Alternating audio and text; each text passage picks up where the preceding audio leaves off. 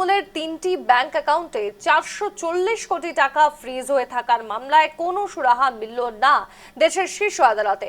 Supreme court, ED এবং তৃণমূলের বক্তব্য শুনবে আগামীকাল। তৃণমূলের তরফে জানানো হয়েছে 215 জন কর্মীর বকেয়া মাইনে রয়েছে, টাকার অভাবে তা দেওয়া যাচ্ছে না, কোনো খরচ করা যাচ্ছে না, দৈনন্দিন খরচও কার্যত অসম্ভব হয়ে পড়েছে। এই অবস্থায় কেন্দ্রের আইনজীবী জানান, এখনো 164 কোটি টাকা তৃণমূলের রয়েছে। সব দেখে শুনে তৃণমূলের ফ্রিজ হওয়া 3টি অ্যাকাউন্টের মেলেনি সুরাহা। এ নিয়ে কি প্রতিক্রিয়া দিয়েছেন তৃণমূলের বিধায়ক কুণাল ঘোষ, শোনাই। পার্টির দৈনন্দিন খরচা ব্লক করিয়ে দেয়া, কর্মীদের বেতন ব্লক করিয়ে দেয়া, এটা তো অবিচার।